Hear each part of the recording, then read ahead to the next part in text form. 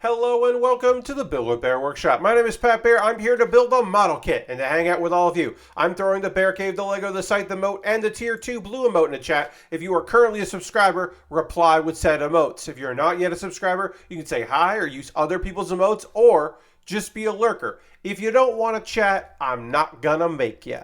But I'm happy that you're here. Ghost Valve is here. Welcome, Ghost Valve. This is the intro portion of the stream where I chat with all of you. Aristofan is here. Hello, Aristofan. Throwing in that tier 2 emote. Love to see it. But yeah, I'll chat with you. We'll talk about, a little bit here, kind of get to the vibe. I'll find out who's watching or feels like chatting. And then I will go ahead and get going. Harold just raided with a party of one. Thank you so much, Harold. I appreciate the raid. Welcome. Happy to have you here, Harold. I hope you're doing well. Throwing in the emotes. Love to see that. Tonight's agenda. The Fuunsaiki. The Fuunsaiki needs to get finished.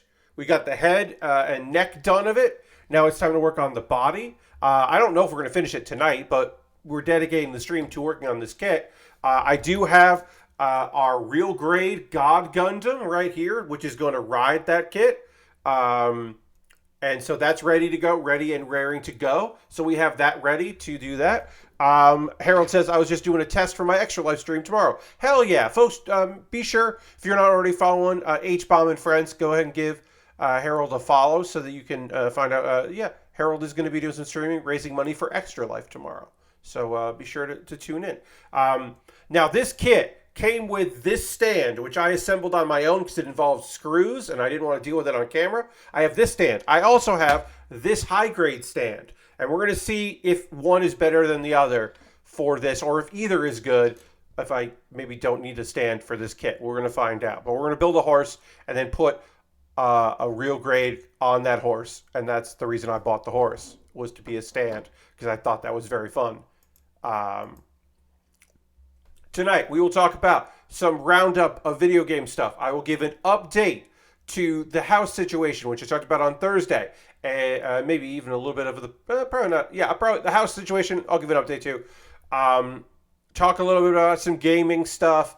The news roundup, I've started doing that where I've looked on like various video game websites looking for interesting stories to kind of talk about here, because the news can sometimes be fun to chat about. So I'll have some news. Talk about a fundraiser that I visited and hung out with past several days, which was very nice. And I will talk about what I saw on tonight's AEW Full Gear, the pre-show, and only the first two matches. That's right. I left watching that video with people an hour into the pay-per-view, and there had only been two matches. On the main card. There were three matches on the pre-show. And then two matches in the first hour on that card. It's going to be a long show. I'm going to get back after this, and we won't be near the main event, I bet. All right, I'm going to reply to my tweet, or retweet my tweet, and see if we can get a few more friends to join us while Twitter is still a thing.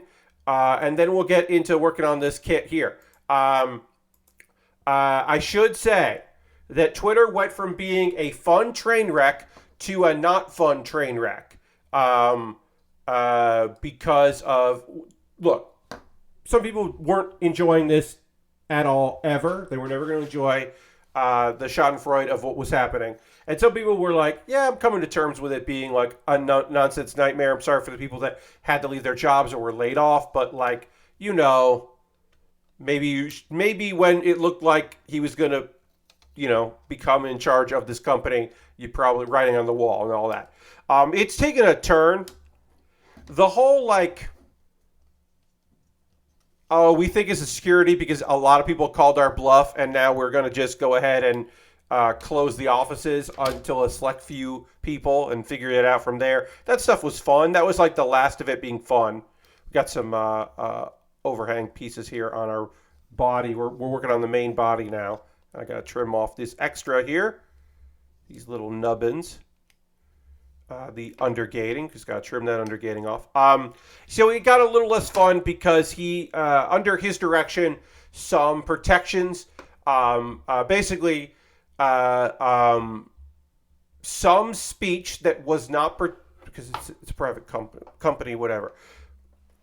Basically, you could get suspended, your account suspended, if for various things, and they have pulled back on a lot of those various things, including dead naming people, using trans folks' birth names instead of the names that they prefer, and misgendering folks was certainly a thing that you couldn't get away with for a while on Twitter. You now can again.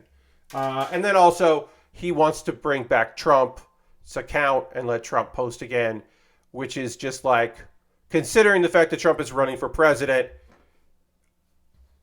those things are like, nobody's got, when I say nobody, I mean very few people are thinking the best of Elon Musk these days or ever have. But certainly, this is just one of those things where you're just like, oh, well, this fucking sucks shit, dude. This is some fucking garbage. I don't care if some of the people have spoken. The people are wrong. And a Twitter poll is not a good indication of policy.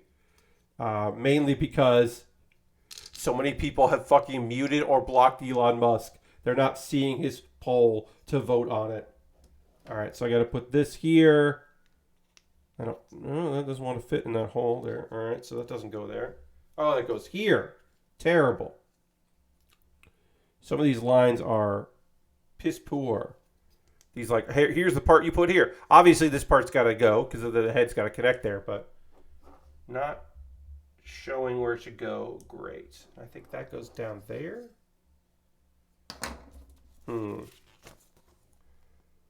All right, it kind of, all right, go, so this is terrible. This instruction part is terrible here. It does on the next page give you a better indication of where all these parts are supposed to go. So that's weird. It's very weird. It says it's step 9, but it's just like a better photo of where all these parts go. That's kind of wild. But I know that I need, that's B17. I need B18, B15, and B16. So this is B18. Isn't this, I don't think Musk believes in majority rule. No, Aristophan, I don't either. So again, for folks that didn't watch the towards the end of my Thursday stream when I started this kit, this is a Effects Wings is the name of this company. This is not a Bandai kit. This is a Bandai mobile suit property. It's a G Gundam mobile suit. It is from G Gundam. Okay, so this is going to go towards the back somewhere. 15 goes to the top. 16 goes, I think, to the bottom. I'm going to look on the next page as my guide here.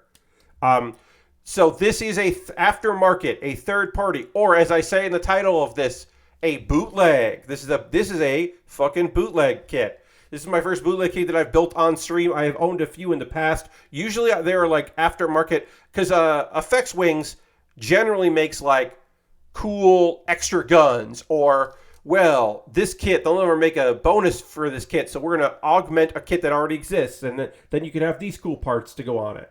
That is kind of their bread and butter, which I think is neat. That has always been a neat thing that they do. The quality is hit or miss, in my opinion, and I think this is going to this isn't going to be like show accurate, but it will be neat. That is kind of my interpretation on that. All right, so what this goes in? No, that doesn't fit right. That doesn't make any sense. Oh, B11 I need. Okay, B11 is that part there. All right. So B18 goes here.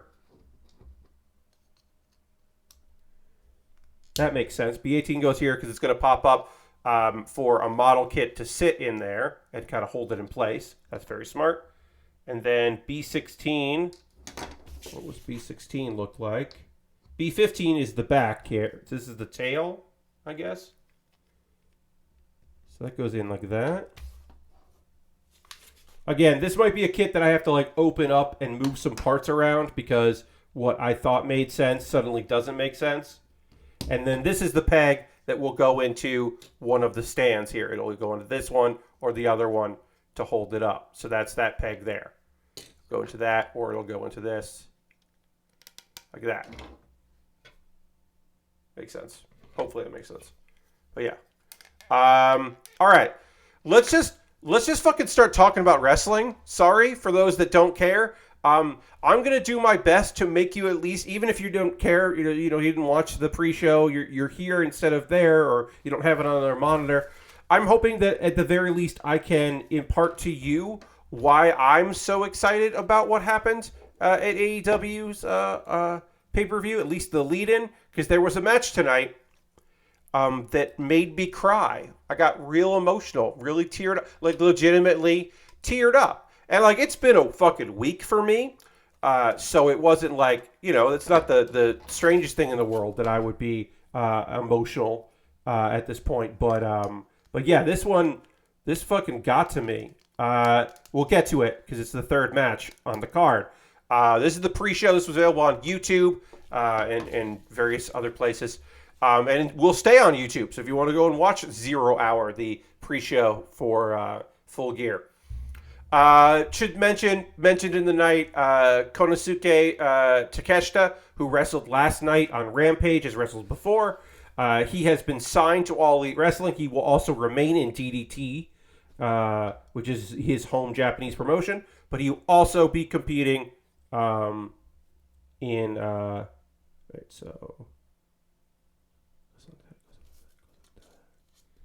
P12 and 4. Okay. Yes, which was lovely. It was cool that he got signed. I think that's fantastic. The pre-show match, the first match was the Factory versus the Best Friends and Friends. The Best Friends, Orange Cassidy, Rocky Romero, and a mystery opponent or a mystery competitor who it was 5-on-5. That mystery competitor, of course, was Danhausen. And Danhausen came out in a new jacket, different makeup, and okay, so why does this not want to go? This goes like that. Oh yeah, okay. Different makeup, and I wouldn't say he's doing a new character, but Danhausen is doing a slightly darker version of the character. It's a little bit what they did with Orange Cassidy, where they just like tried to present him a little bit more like he is a threat and like a serious competitor who is silly. So he got to wrestle some.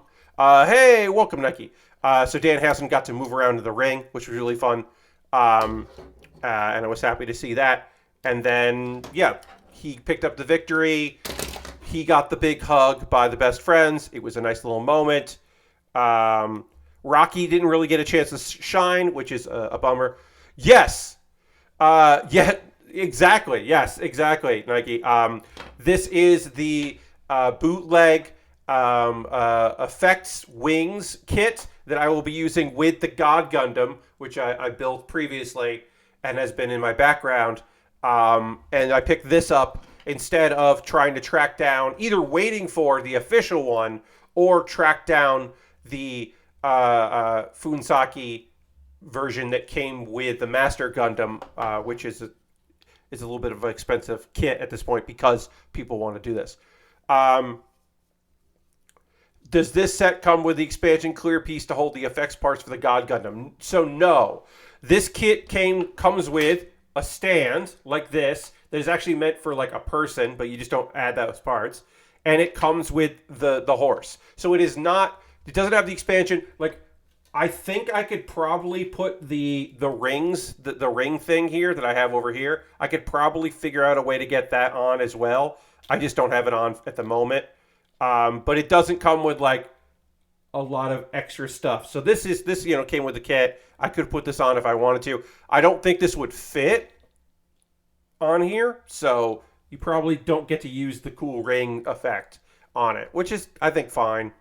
But I figured like, well, this isn't that expensive. I had like free credit on USA Gundam Store, and it paid for shipping basically. And I was like, I'm just gonna get it. I'm just gonna get this thing.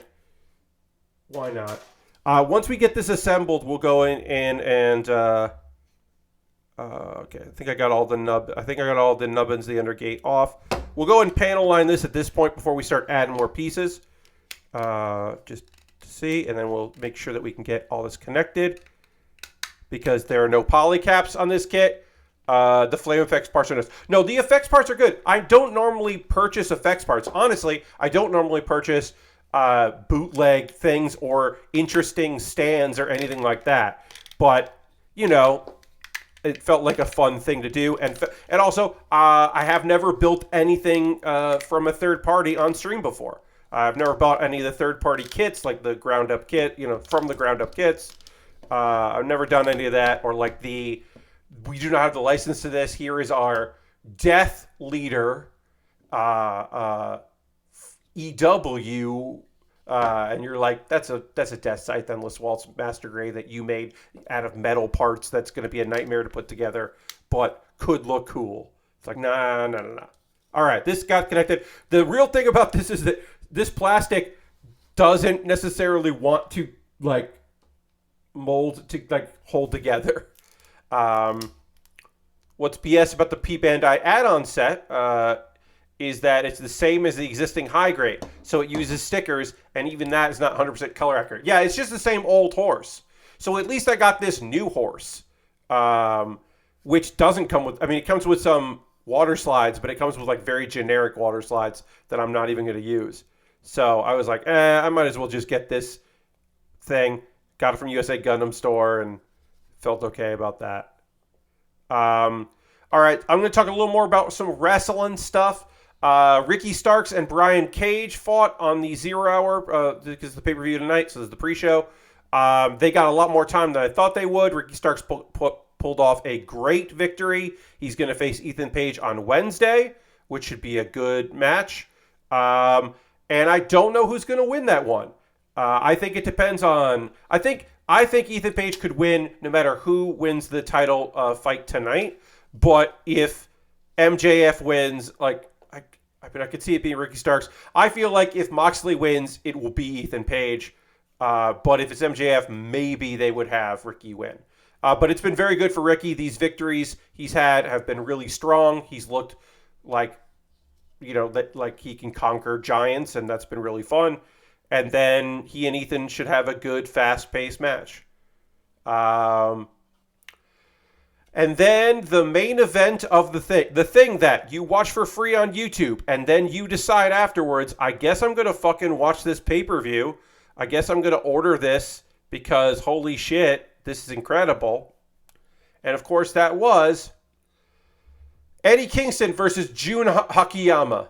Jun Akiyama of DDT Pro, formerly of and famously of All Japan Pro Wrestling, the fifth pillar of All Japan, the man that inherited it all. Jun Akiyama, the legend, the man who wrestled in 1998, and a tape of his match from 1998 was the thing that inspired Eddie Kingston to wrestle.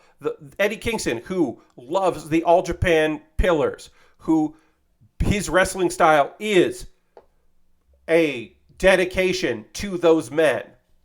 I mean, his gear is Misawa gear. He's got the machine gun chops, the exploder, suplex, all of that shit. The elbow, all of that is All Japan, like the Kings of the Road style, those pillar style. Hey, I fucking cried during this match, and it's been a while since I cried at a wrestling match. You know, things are going on. This has been a fucking week. I'm a little emotional as it is, but like, I've talked about this on this stream. I love Eddie Kingston. I love Eddie Kingston as a wrestler. I love Eddie Kingston as a human being. Just fucking doing his best. Eddie Kingston is living his goddamn dream, and he's getting to fight legends. The story out there is not the story of the match. The story of the reality of why this happened is DDT has had shows in the U.S. Takeshita has made inroads. He's been on AEW. They were going to sign him. There's partnership stuff happening with DDT.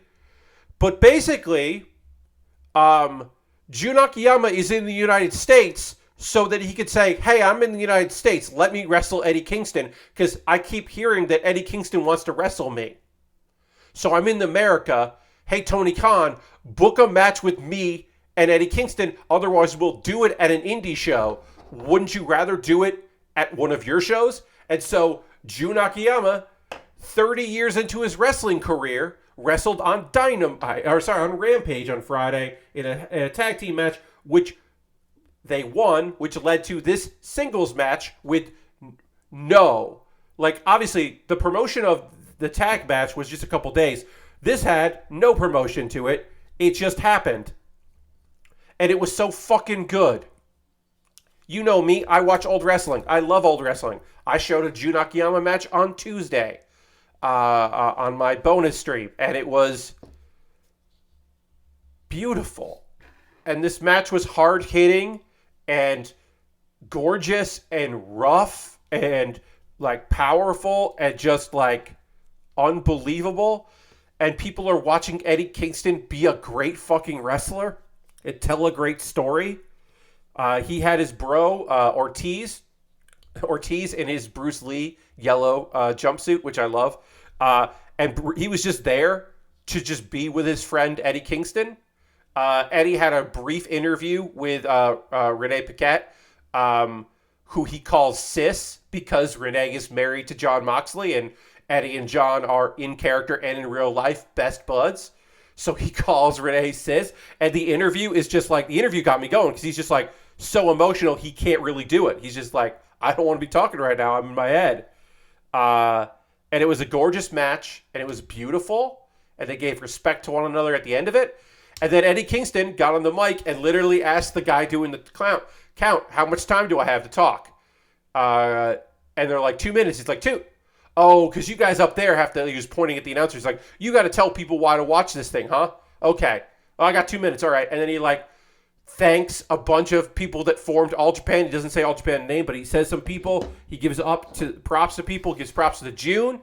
And then he's like, hey, what else? Hey, I'm not talking to you. He's talking to the fans. I'm talking to you, the audience at home. What do I have to tell you to get you to buy this pay-per-view?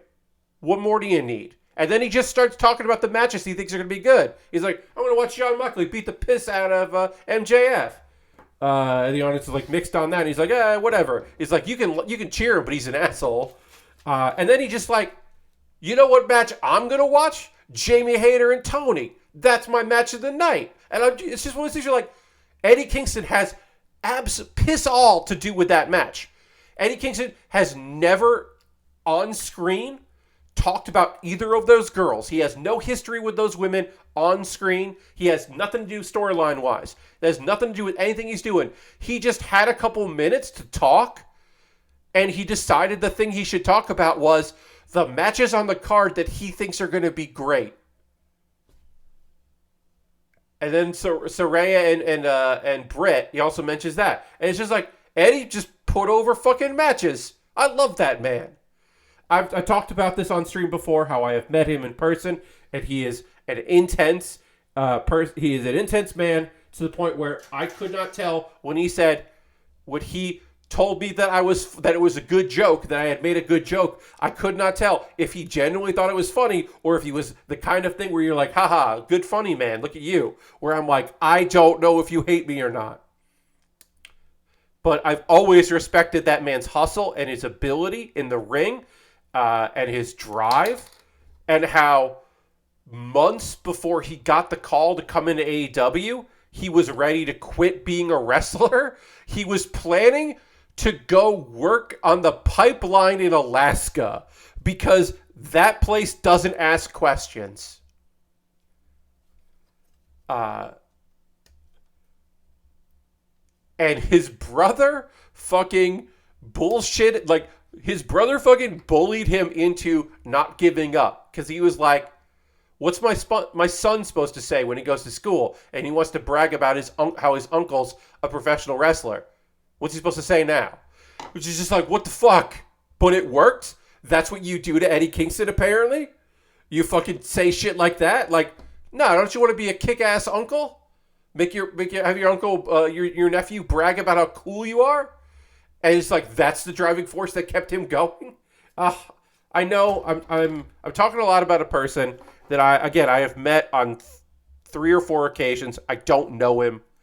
but I have so much respect for the work he puts in.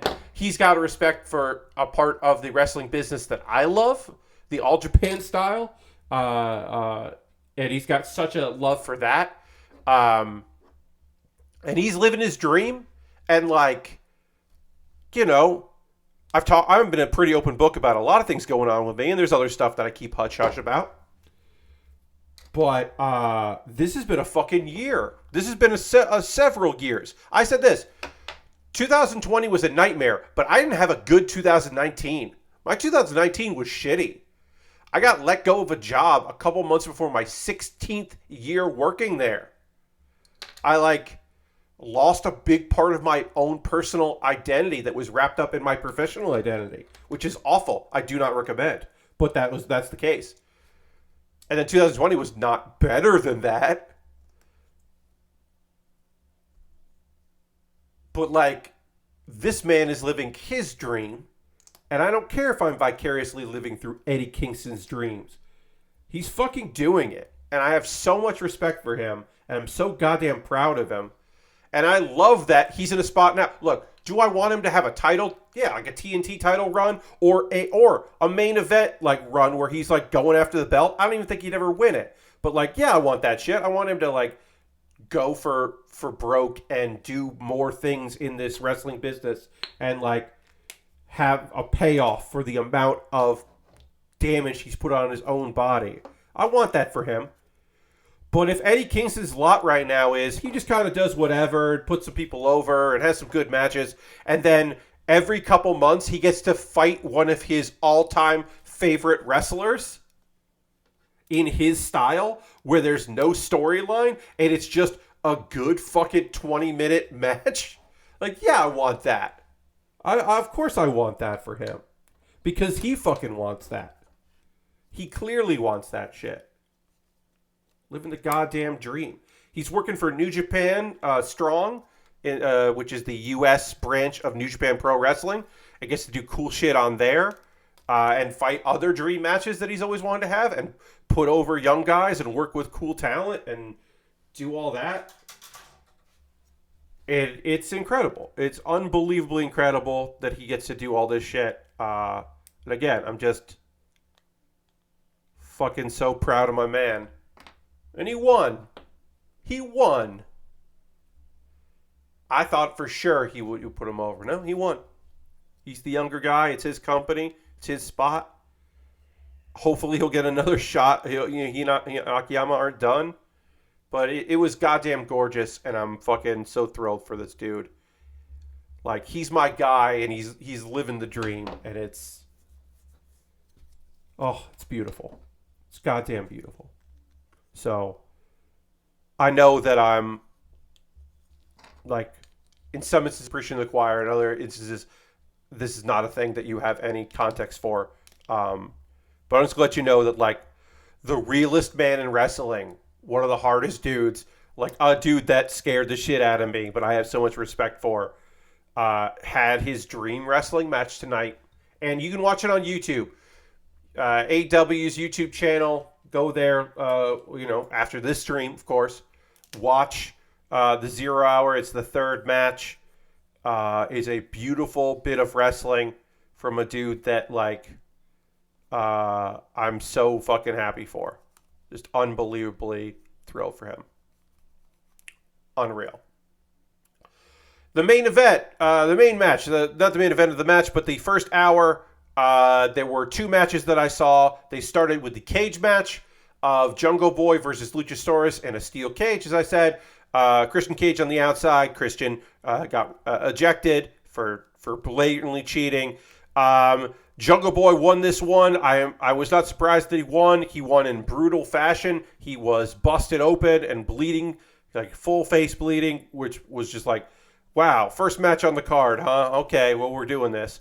It was violent, and he won, but with an elbow drop from the top of the cage, because it was not an enclosed cage. He just dropped an elbow from the fucking top, which is wild. Great match.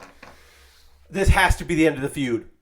It absolutely has to be. They cannot fight again. They have to go their separate ways, be involved in their own storylines, and then in a year or two, They can reunite for a huge ovation from the crowd, but they cannot wrestle anymore. Christian cannot wrestle, when his injury is taken care of or whatever. He can't wrestle Jungle Boy. They gotta fucking be done. This has gotta be it. They can't do this anymore.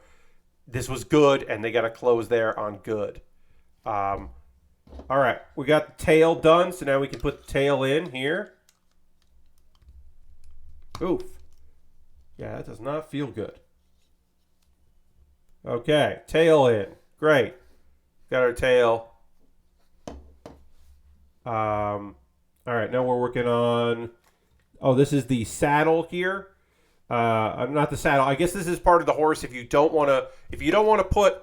if you don't want to have a rider on this horse, there is a part here that we'll put on. Because otherwise you want to do this. And have somebody riding on the horse.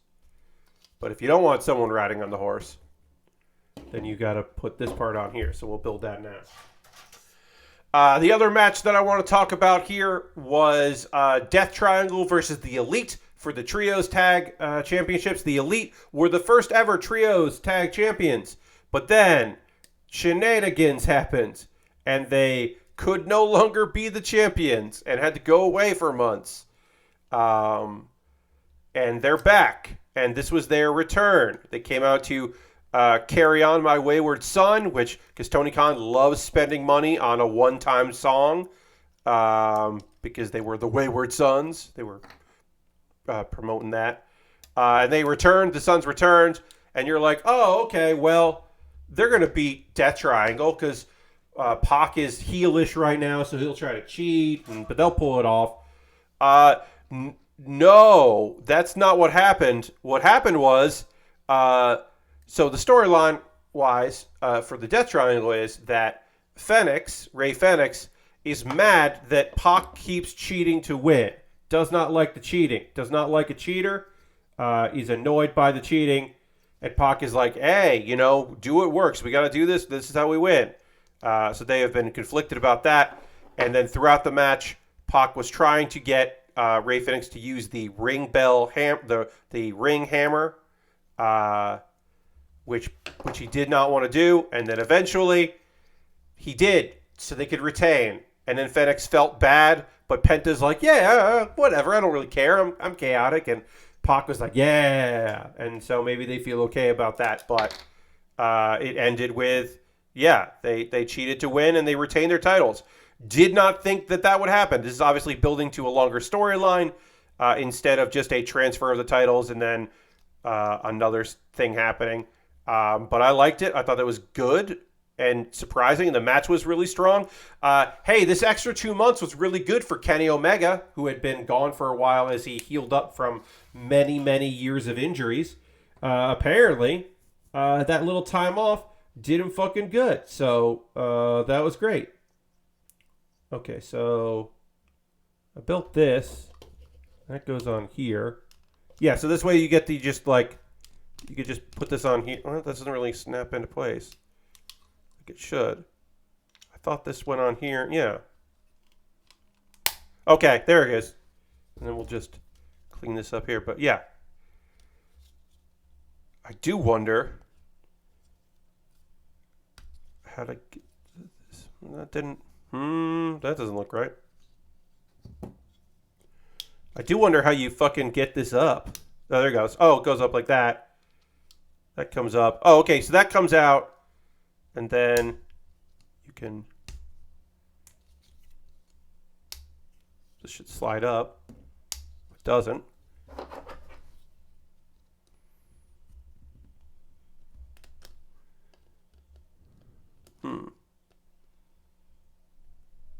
That does not do what it's supposed to do, I don't think. But whatever. We'll do the... There you go. There. So here's our like full horse version. And then I don't know how to get this part up. I don't know how I'm going to get that up so you can sit it on there. Well, we'll find out. We'll figure that part out. Because yeah, this part's going to have to come up. But we'll do the regular horse version. And then I don't know what I need. I don't even know what B1 and 2 is for. That was step 12. Oh, step 13 is the other version of that? Okay. So this is the like, hey, nobody's sitting on this version of it. And then there's a, hey, someone's sitting on this version, I guess. So we'll put that together too. Again, there's no the instructions here are fine at best, but there's no like indication of a bunch of this stuff. You're just kind of having to figure it out because it is a third-party kit. The fact that the instructions are actually here printed out, and I didn't have to go click a QR code or go to a website to find the instructions, is actually surprising. That this is all just included, because a lot of these companies don't do any of that stuff. All right, so then there's this version, which again will sit on there, and I don't know what these holes are for because it doesn't fucking say anywhere. Yeah, that comes out. All right. That pops up and that goes there. Because the real grade is just that part just pops up. Yeah, I don't know what the difference between this one and this one is. So I'll put it on there and we'll see. I'll do a little panel lining. Let's see. Other things to talk about here. That's it for wrestling. The only thing I saw was before I quit to do this here, we had a moment where Nyla Rose, who was in possession of the TBS Championship, came out in a lowrider that could not drive that far towards the ring because of the way the ring's set up, but he'd come out in a lowrider. Hey, Lord Crashington, she does have possession of the TBS Championship. She is not the TBS champion, but she has possession. All right, yeah, so I don't know the difference between this one and the other one because they don't say in English, so I don't fucking know. I think this actually might be the version you put in if you just want to display the horse, but we're not going to do that version, so it doesn't really matter.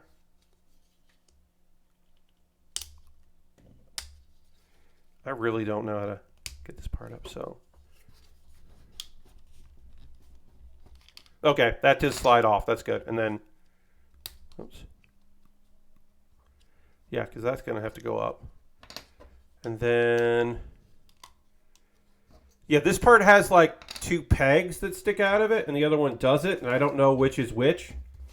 And I don't know which one is better, or having either is better.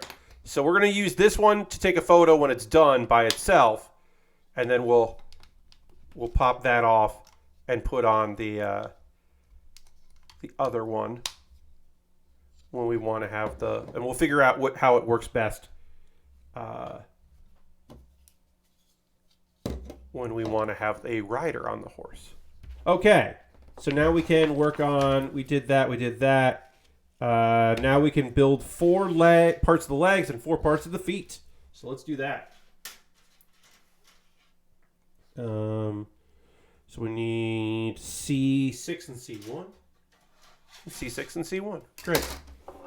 We got legs to put together, friends. Let's see, other things. So we talked about some wrestling. I'll check out more, and we'll probably talk about the rest of the card on Monday. House update. We don't have loud fans blowing anymore. If you missed Thursday's stream, we had some water damage here in the house. Had to rip up the floor in the living room and put down these giant fans to make it so that we could hopefully get up all of the moisture before we put down new floors. So had to do that. That was a whole lot of bullshit and sucked. C1 and C6. There we go. Absolutely sucked. It was real bad, and that's fixed. So the floor hasn't been fixed, but we're done with the obnoxiously loud fans. Those went away, and the dehumidifier went away, and now we had our assurance adjuster sent out a person to document what was going on, and we will hopefully hear from them soon about getting someone scheduled to put down the new flooring. Because we also had the pipes got fixed. We had that was something we knew, but that was taken care of. So now we're just waiting to find out when we can get a new floor. So that's awesome that we don't have those fans because they were driving me bonkers. So I'm very happy about that. And so that is the house update. Very happy to say that we are closer to getting this resolved. It's been really bad, like just obviously like complete bullshit and really shitty.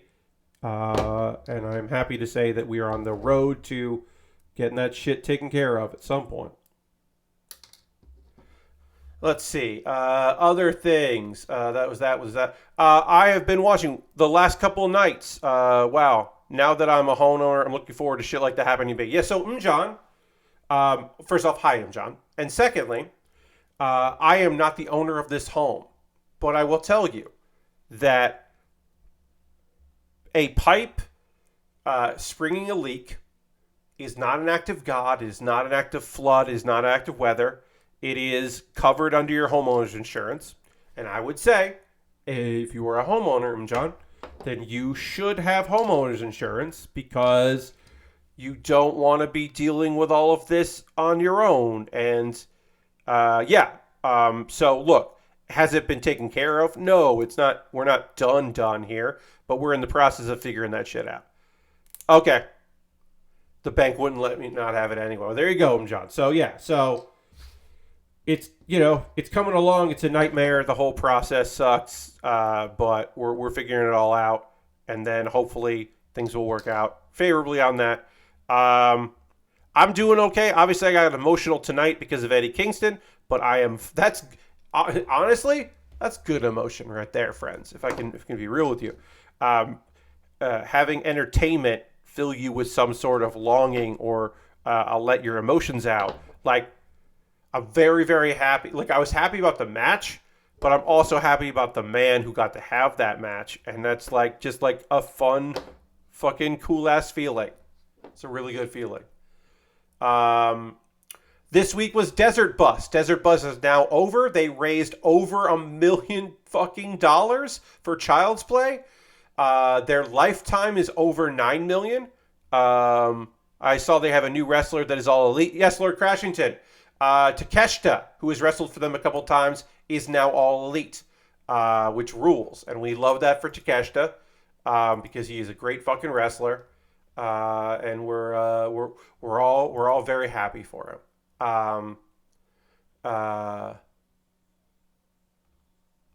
And that was goddamn lovely.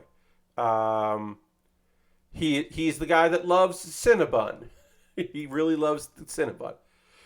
Yes, Luke Crescent. Also, he's a young guy. He's the ace of DDT. He is a fantastic performer. He is going to live in the United States, work for AEW, still travel, still do the international DDT shows, but also go to Japan for DDT more often, which is great because he will have that flexibility in the schedule. And he's a goddamn star. I'm very happy for him. But yeah, Desert Bus raised a crap ton of money. Had fun doing it. I was a little bummed that on Thursday they did the This or That, which was Stable or Senin. It was a wrestling stable, or I gave them a name that was either wrestling stable or it was an organization or group in anime. So we had stuff like Espada. So a lot of people would know immediately this Espada is the name is a villainous group in Bleach. But maybe you would think that it's like a lucha group, of wrestlers. If you hear Death Triangle, well, they had gone down the AEW card. I didn't know they were going to do that when I came up with the bit. But you might think that Death Triangle is the name of an evil group in wrestling, right? It wasn't necessarily all evil groups, but it was a lot. Like, so I just went through. I think it was pretty funny. The reaction's really good. I was happy with that. But like, Death Triangle is a wrestling group, but House of Torture. House of Torture sounds like an anime thing. House of Torture is a wrestling group in New Japan Strong. So I just went through and talked about just listed those. I got them on Stray Dogs, which is a wrestling a group, because Bungo Stray Dogs is an anime, and so that was a good gotcha. And yeah, watching the reaction was fun. It was on YouTube, and I was pleased with how that turned out because I think that was fun. But they raised a ton of money. I'm very happy for my friends. I hope they all get sleep soon because they're worked many hours to entertain audiences and to get a bunch of money and give away some prizes, and the prizes have to be sent out. It takes forever to do all that, and they sold out of their merch they made exclusively for it and all this other stuff. I'm very proud of them. They did great. Let's see. I guess we'll do a news roundup. News roundup. We talked a bit about this on Thursday. There were accusations made on Thursday, and there was talk of an arrest on Thursday. And now we have more information about that because Yuji Naka has been arrested. Yuji Naka has been arrested. Lord Crashton says, I see people on Twitter are noticing that copyright strikes are not working, so they're tweeting out movies broken into 2-minute chunks. I would imagine that some of the people in charge of doing that stuff are not there anymore. One could assume that enforcement in general is going to be pretty fucking lax. Yeah, that does not surprise me at all. Yuji Naka got arrested. The Sonic designer. Basically, a few people in Japan,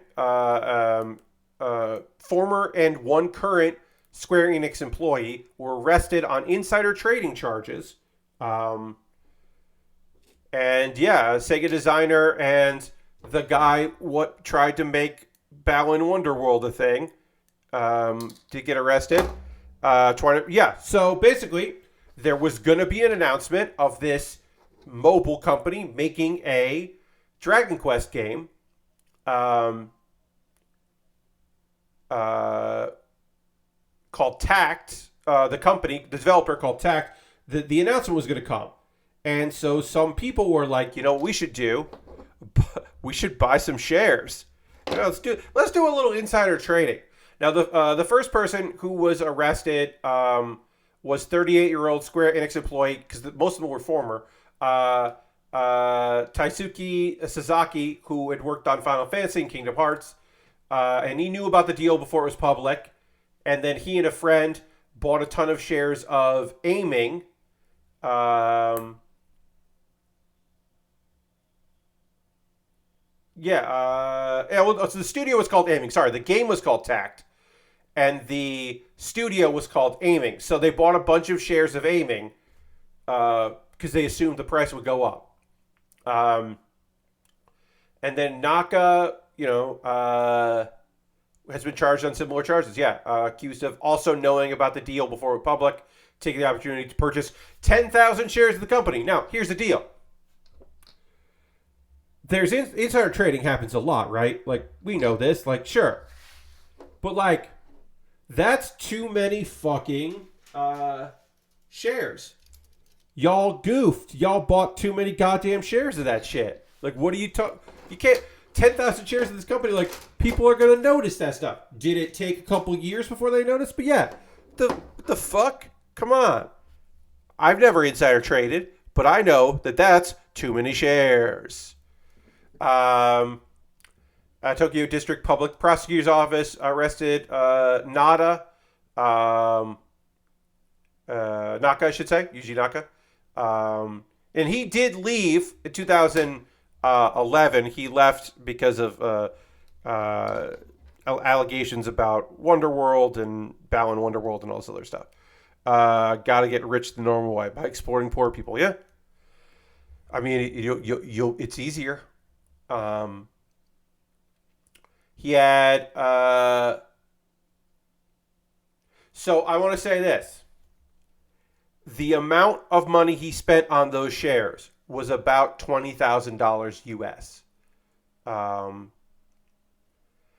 The guy that remained a Sega employee, or Square Enix employee, I should say, he bought about $188,000 worth of shares, assuming it would go up. So obviously Naka, not the top of this insider trading, but yikes.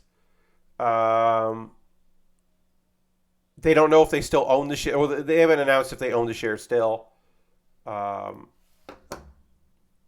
Square Enix has not made a comment to Kotaku at the time of publishing.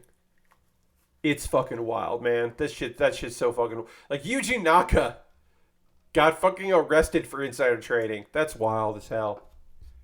That's just some nonsense. We're making hooves. We're making some hooves here. Putting some hooves together. They got to snap hard together, which is does not feel great. Hey, let's talk about how an NFL linebacker retired from football. Yes, indeed. Totally, Lord Crash. Yeah, let's talk about this. Let's talk about a Las Vegas Raider who, look, was he forced into retirement due to injury? No. Was he just like, oh, I'm too old for this. I've been in this too long. I'm out of here. No.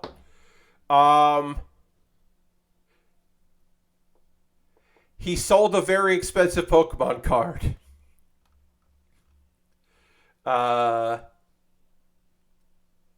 He's been in the league for 7 years, right? And you would say that he probably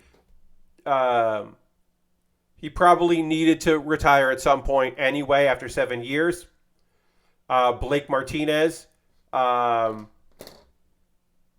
He's only 28, though. So he's done 7 years, but he's only 28, so he could have done more. He could have played another couple of years. And you're saying to yourself, Pat, how much money could he make for selling a Pokemon card? Well, he's been selling a lot of Pokemon cards. It's just that he recently sold one for $700,000. And it's not like he's retiring because he sold one Pokemon card. No, he's just he's focusing on the Pokemon cards. He did tear his ACL last year. And he racked up 11 tackles. But that's apparently his thing, is that he's going to focus on selling cards. Almost $700,000, $672,000 for a Pokemon Illustrator Japanese card, which was mint at a 9.5 rating.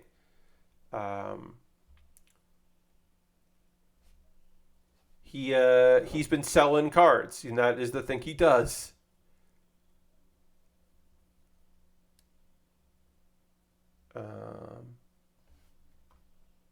Let's see. Big sale.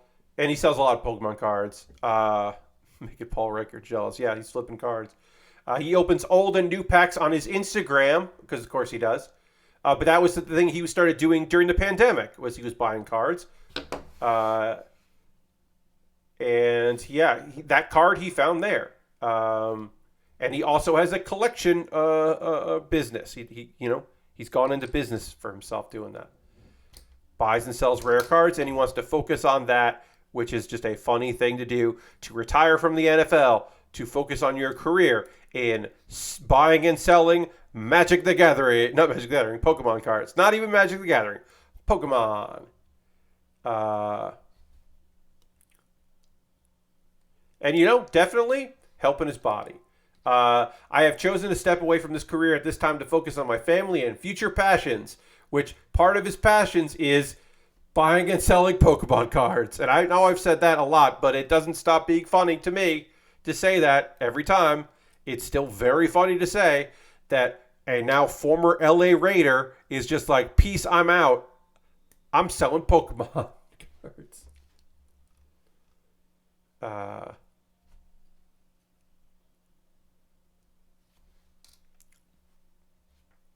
Yeah, he's not damaging his money. Like, obviously, he didn't sell one Pokemon card and go, oop, I made enough money, I can retire. He made a lot of money as a football player, got injured last year, slowly started moving down on his prospects, and decided that why not get out early because I have this other business. It's not like he was just like, oh, I'm hanging out and I'm buying and selling Pokemon cards and I don't think I want to go back to football. It's like, nah, I think this is the way to go. Like he wasn't going to get to the Super Bowl. John says, I worked with someone who was making very good money who retired to compete in bass fishing tournaments. Yeah, sometimes you just follow your bliss, and sometimes your bliss is that. He's not making Pokemon card money at it, though. No, he's not making that. But yeah, sometimes you just got to go for it. And if you've made some money in your previous career and you can kind of get yourself afloat to do your passion projects, go for it. Guy made a lot of money playing football, and now he's making some money doing that and probably way more happy for it. And now that he doesn't work at the NFL, he can get sponsorship deals on Instagram to have products in the background of his shots and do some product placement and make a bunch of money doing that. That's money that could rival what he was making to play football. Not the selling the Pokemon cards, but the doing it live, doing it on Twitter and getting or on Instagram and getting the paid promotion. That's some fucking money right there. All right, so then we got to put these in here, and these go either way. I think, yeah. I think this is, no, okay. There's a little bump go. All right, yeah, a little bump goes there, okay. There's a little bit of this indicates where it should go, but I can't read that, so it's kind of going off vibes right now. All right, we're going to take a pause for the calls in a moment or two. I'll talk about ways you can support the channel, and then we'll continue working on this kit. I do know what I'm building. If we finish and we have some time, I know what I'm starting next. I'm aware of that. I have that set up. Maybe we should go this way. Yeah, probably should go that way. I know what kit. I put a poll up, and so I know what kit we're working on. It is a legit kit. Whereas this is obviously this is aftermarket. Bootleg. Look, bootleg is probably the wrong term because this is not pretending to be a Bandai kit, but it is an unlicensed product. So, in some ways it definitely is super bootleg. Oh, yeah, we can do this here. Put that on. Oops. There we go. So we've got a lot of this horse done, but we really just have to do the legs, and then I got to figure out how to put this thing together. But I know what I'm building next, so I have that ready to go when the time comes. All right, so we got to do that. Cool. All right, let's see. What do I got to do here? Oh, okay. So we're going to take a pause for the cause, and then we'll keep working on the legs. If you are currently a subscriber, here the old Build with Baer workshop. You can throw the Bear Cave, the Lego, the Scythe, the Tier 2 blue emote if you're currently Tier 2. Become a subscriber is the easiest way to support what I do here. Really appreciate everybody that that has chosen to help me out here. Always very nice, very kind to y'all for doing that. You can use Cash Money. You can also use your Prime Gaming token. If you have Amazon Prime link with your Twitch, you can just, you get that token. You can use it on somebody. Why not use it on your friend Pat Baer? That would be cool to do that. Let me just real quick check something right there. Okay, great. Another way to support what I do here is you could jump in on Patreon. If you don't want to do this, you could just go to patreon.com/PatBaer. There's a $1, $3, $5, and $10 tier. There are different rewards for the different tiers, and I would appreciate that if you would consider, even at all, becoming a patron. That would be rad. Get stuff early. You get some voting and some things that other people don't get to do, and you get a Q&A video that only goes out to my Patreon. Nobody else gets that. There's some rewards. Over on YouTube, you can subscribe to my YouTube channel if you haven't already, because I post new videos every other Monday and every Wednesday. Got a new video coming up next Monday. Just posted a video this past Wednesday that you should check out. Also, you can become a member there. You could join, and for just $2 a month, you get my Wednesday videos a day early. That might be something that you're interested in. You can check that out. Let's see. Other things. We got that. We got that. We got the YouTube. We got that. Okay. One-time donations, because those are monthly ways to support me financially. But maybe you just were like, I can't really do that. But you want to help me out still. You could jump over to direct donation through Coffee or PayPal or Stream Elements. And everything I make through Coffee, PayPal, Stream Elements, the one-time donations, YouTube, which also includes AdSense. So which ads. So watching my videos means that I get money through AdSense. Through Patreon and through Twitch, all goes into a fund, and I buy model kits with money from that. This kit, I pre-ordered Fuunsaiki. I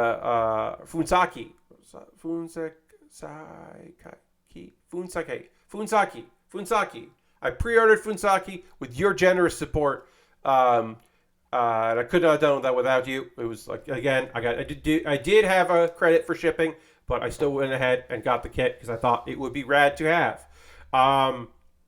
So thank you very much for your support on that. Let's see, other things that we could talk about here. Now, the next thing I'm building is for my backlog. My $10 patrons voted on what I should build next, but there's a way to make sure that the next thing I build after that is something that you decide and not something other people decide. Because you could go to my Amazon wish list and buy something, and it would jump the queue and become the next thing I built. I've got Lego sets, including a penguin Christmas thing that I would love to build next month. I've got Lego. I've got Pokemon kits in there. I have inexpensive kits. I have very expensive kits. Kits that are never go on sale. Kits that are have free shipping. Kits that don't have free shipping. All kinds of stuff. Take a look. See if there's something there that you see you would like. Oh, I'll buy that for Pat. I'd like to see him build the Hazel 2. I'll get that kit. And you can buy that and ship it to me. There's some gear at the bottom if that's something you'd rather do, like a cutting mat for the table here. That would kind of be nice. Instead of just this white, you can have a nice green cutting mat to build on. Or a right now, the better video capture card device that I have than the one I currently have, a much better one, is currently on sale, and it will be on sale for like 3 hours. You could buy that, and that would be sent to me. That would be neat, because it's not all just gear. The alternative to that is to go to Throne, my Throne wish list, in case you don't want to use Amazon, which I fucking understand, totally get that. That's a more curated list, a few things, but a lot of gear and some gift cards. And then you can always just go to USA Gundam Store and buy a gift card there. Then send me a whisper here on Twitch or a DM on Twitter, because Twitter is still a thing. You can still DM me with that gift card code, and I would take that code, and I would use it to buy something from USA Gundam Store, like I bought this kit. So, yeah, you just do that. If you want to support me for free, I have a Discord. You can join my Discord. And I post build photos. People post stuff they're working on. It is a nice little place. Very chill. A little chill community. I like that Discord, so you can join in there. Anything else that I need to say to you? Video links. I got a couple video links to check out. I'm running through this so we can talk about some anime and get back to building, because most of y'all know what's up. Pat Baer's Anime Club. I have a new episode coming out on Monday, but the episode that I'm talking to you about right now is a lovely episode where I recommend shows from this season, including a show that I've really been enjoying called Bocchi the Rock, which I will not be talking about today because I am caught up on it, not talking about it weekly, but I'm caught up on Bocchi the Rock. I recommend that show and that video, so check that out if you haven't. And then Do You Remembaer is an ongoing video series where every week I hastily research something on good old Wikipedia, and then try my best to quickly recommend or talk about it and tell you all about it from after I've done my hasty research. And this one was about weeding in the library. And I'm not talking about plants. I'm talking about figuring out, like, hey, this book is physically falling apart. Or, hey, nobody fucking reads this book. Or, oh, wow, in context of modern context, this book is racist and inaccurate. fucking let's call this shit. Let's get rid of it. So he's talking about that. I think it was pretty fascinating to read about that Wikipedia page, and then I talked about it on stream, so you can check that out. Or sorry, on video, I should say. All right, I'm going to drink some water. Then we're going to talk about Uzaki-Chan Wants to Hang Out Season 2. I'm the Villainess, so I'm taming the final boss. And Spy Family Part 2, the newest episodes that all came out today, because all these shows are fucking Saturday shows. So we'll get into that in just a second, but I do need to drink some water, and we have to dramatically transition to the overhead, which we'll do right now.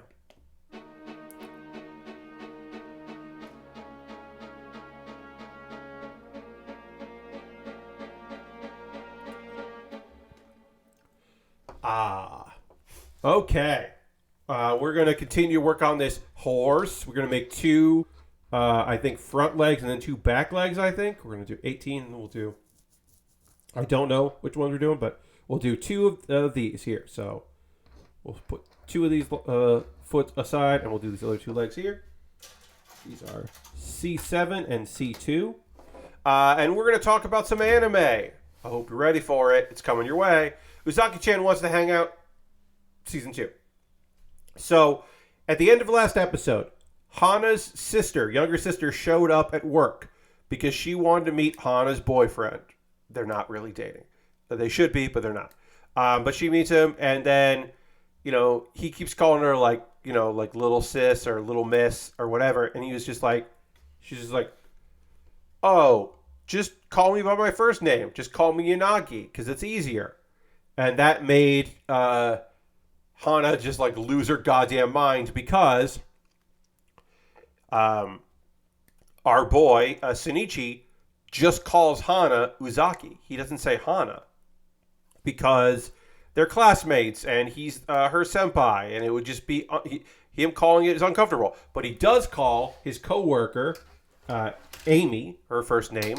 He does call Uzaki's mom by her first name. And now he calls her little sister by her first name. And Hana is fucking pissed off about this shit. And they'd only known each other for a couple minutes. So she's mad about that. Which, you know what? Yeah. Yanagi tells her mom about meeting Shinichi. And then... Again, Yanagi says a bunch of stuff that you could take out of context, which of course Suki does. The mom, Suki takes a lot of it out of context. Instead of asking follow-up questions or just sharing what she thinks, she just bottles it up inside and has just wild misunderstandings. And it's the worst part of the show. And it continues to be the worst part of the show, where it's just come on, just... clear up this shit, clear up this miscommunication. Why are we doing this? But whatever, that doesn't happen. So instead, Hana's younger brother is stressed about studying. And, I dropped a bunch of frames there. My apologies, friends. Dropped a whole mess of frames. He's really stressed about studying, and he's not really doing any physical activity. So he ends up going to exercise at the gym where his dad works, Fujo. But also, Shinichi is there because he, works at the gym. He works out at the gym, I should say. And so he knows Hana's dad, but doesn't know that Hana, that's who he is. And they had a nice little relationship and friendship forming. But then Shinichi's there working out, and... I feel bad for this little boy, or this young boy, because our guy, what's his name? I gotta look that up again. Kiri is just comparing himself to this put together college dude, and so he's now jealous of this guy. And of course, we know, but he doesn't know that this guy is also the very good friend with his older sister. So now the boys know Shinichi and don't know that he's friends with with Hana, and the girls know him and have wild understanding of who he is, but they know. So all the girls in the family know. None of the guys in the family know, but everyone in the family has met this dude. It's a lot. I knew that we would do more with Unagi's family in this episode, or Uzaki's family. I knew that. I knew that was coming. That we were going to get more of the family dynamic, and I'm not opposed to the family dynamic. Oh, this was the wrong leg here. Oops. Yeah, this is the wrong leg pieces. I put the wrong leg pieces on this. We'll do that later. I need to do this one here. 7 and 2. Oops. I goofed it, friends. Oh well. I'm going to have to do that piece anyway, so don't worry about it. So that was that episode. Not my favorite. Speaking of not my favorite, oh boy, I really love the premise of I'm the villainess, so I'm taming the final boss, because it's the usual thing of like, girl dies, gets reincarnated, it's an isekai, but she's the villainess, and has got to, figure out how to have her happiness. But Eileen's choices are always so fun. The thing about this show is I have not read the light novel. I do not know if it is as fast-paced, but this anime fucking flies. The first arc is done in 4 episodes. The second arc is done in the next 4 episodes. This is fucking episode, I think, 9? Yeah, this is episode 9.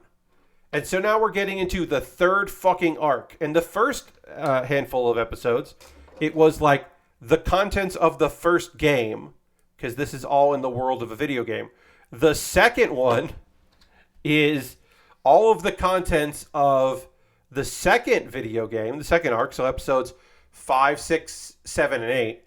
And this episode starts, if you could fucking believe this shit, the fan game. And she's like, oh, I barely played the fan game, but yeah, but this character was introduced in the fan game. And it was like, it's just like some fans made their own version of this undisclosed video game, which she happened to play. We also found out in the last episode that the heroine, who is not a nice person, is also a reincarnator. So Lilia, who is supposed to be the saint, who seemed to actually know a lot of what was going on in previous, but that was kind of revealed last episode. So we know, we already knew this girl was bad news. Now we know that she actually has information that makes her even dangerous, and she's kind of like the actual final boss. Anyway, the gist of this episode, which is fucking wild, the princes kind of have a conversation where Cedric warns Claude that Lilia is planning something, and then basically Cedric is just like, women tire of men that only follow orders, which is basically just him being like, get a fucking backbone, dude. You're letting your lady walk all over you. Which, he is, but you have to kind of say that, bro. Let's see. Gotta figure out how this piece goes on. I think it goes on like this. Yes. Nope, it doesn't want to stay on though.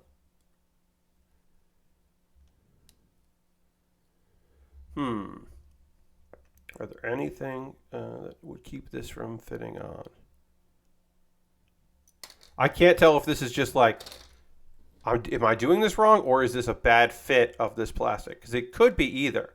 Because sometimes I do things that are just wrong. Like I just put together things incorrectly, and that's fine. But sometimes it's their fault. All right, well, let's try to put it on this way.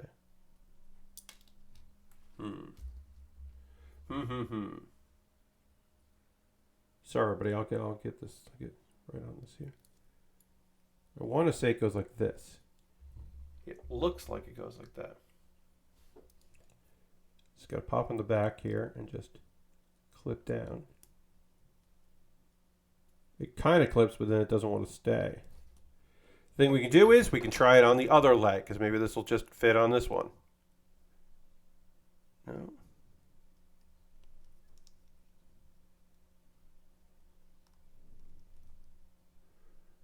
There, all right.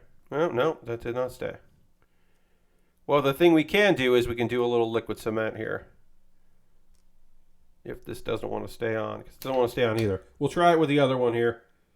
We'll see if the other F1 fits on both of these, because it could just be that. Clean up, make sure this all looks okay. It does. Let's try this other thing. Anyway, we get introduced to a new character, Eliphas Levy, and that's the point where who is a sorcerer, because most humans are not supposed to have magic, but some do, and they are being controlled by the government because they basically he has to work for the government because some of his members of his family are being held captive because people assume, hey, that magic is the thing demons can do. Regular humans can't do it, but they happen to be able to do it. And that's where Eileen is like, wait a fucking second. I know this character. He's from the fan game. I actually don't remember a lot about the fan game. Fuck. Anyway, this dude. All right, we're gonna liquid cement these on because it does not want to stay on its own. So we are going to help it stay on by adding some liquid cement. Because I'm not going to take these apart anyway, so that's fine. And this will let that set there, and that should lock into place.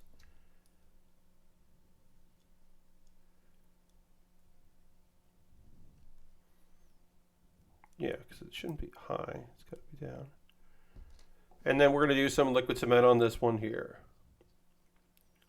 Add some liquid cement. In place. Keep my thumb on there here. Yeah, she doesn't remember all of it, but then she's like, wait. Something happens. We don't know what she suddenly remembers happens in the plot of the fan game, other than her fiance, the Demon Lord, died in the first game, but in the video game, but comes back without his memory. So I think that's where she remembers, oh wait, he lost his memory. So there's going to have to be an event where he loses his memory. And in the first game, he died and came back. And now in reality of this world, he gets stabbed and loses his demonic power and has amnesia, which feels like a lot from a stabbing. I don't know how obviously a magic weapon or something, but I don't know how a stabbing makes it so he can't remember things, but he can't remember things. 5 and 10. Great. So that's obviously terrible. So our girl is like, okay, well, I got to go to him. But the Emperor is like, no, my son has forgotten that he doesn't have his powers and now is not half demon. I mean, he still is half demon, dude. But he's like, no, he's not half demon anymore. And now that he's not half demon, he can marry someone more important that would be interested in him. And he has amnesia, so he doesn't remember you anyway, which is all kinds of fucked. And not fair at all. He's like, I'm going to give my son the choice he never had. And it's like, no. This is clearly a plot. We get introduced to the grandma, who is like the second wife, was not the mother of this kid. And she's clearly got some stuff going on and probably magical or something. And then we find out this is all Lilia's plot. There's going to be a ball where he's going to meet a bunch of eligible ladies. So Eileen has to go to the ball to try to convince her, well, what are you going to do in one night? And she's like, I'm going to go fucking see him. So she uses some magic abilities to go and visit him. And he is weirded out by this woman because he's been told lies about her. And so he is like, no, get out of here. I've heard bad things about you. I don't want you around. And obviously, she doesn't love that shit. Wait, why do I do that twice and then do? Oh, okay. All right. But yeah, she's basically like, hey, I chose you knowing what was going on. I'll make you fall in love with me again. Don't worry about it. And he's really weirded out because he's just like, no, I've got to think about my future. And think about what's going on, and I don't want to hurt people, and I don't want to be the Demon King or the Demon Lord again. She's just like, no, you were rad, and I'll figure it out. I'll figure out how to save you, and don't you worry about it. She's like, I took this risk because, like, I will be killed if they find me. Because basically they're like, you can't see him. You're dead if you do. And she does anyway. So we've got 3 more episodes left in this. We got episode 10, 11, and 12 to find out what's going on with Eileen. And this, and solve the problems and have a happy ending, even though we had 2 happy endings already. Because, again, basically entire arcs of a video game are covered in 4 chapters of this anime, which is fucking wild. Oops. Put this on wrong. Just like this. And the last anime I want to talk to you about is, of course, Spy Family Part 2. This was the last few episodes have been like big A plot, tiny B plot. This is another tiny B plot episode with, like, usually it's another character. Lately we've had like a Lloyd jump around, or it's like another character like having a silly little time doing a few things.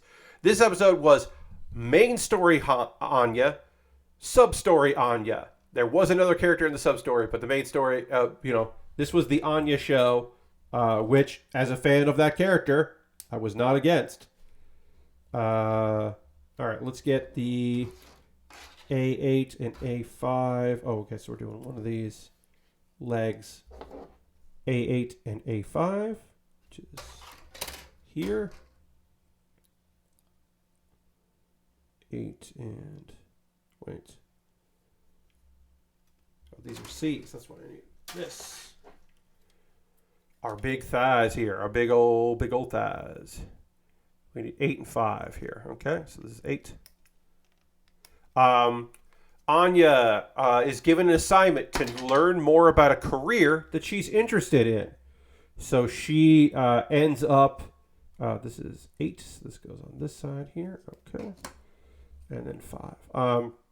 So she goes with her dad, Lloyd, because he has a cover job as a psychiatrist. So she goes to the psychiatry to learn about his career at the hospital. But Lloyd slips away to go have a meeting with a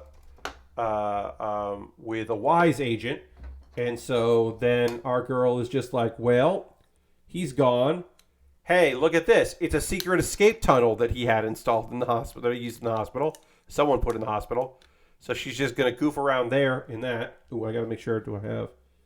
Yes, we do have, unfortunately, lots of undergating on this. So we're going to trim off all this undergating. So much goddamn undergating on this. Damn kit. And that should be all the undergating. Great. So she's like... Oh, wait. Is this right? Yeah, this is right. Okay.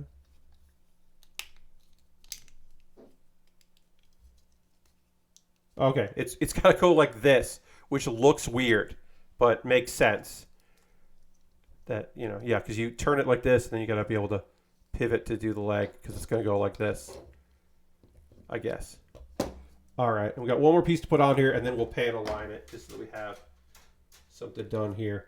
And then I just need to figure out which E this is. There's the solitary E, which is that symbol, and then the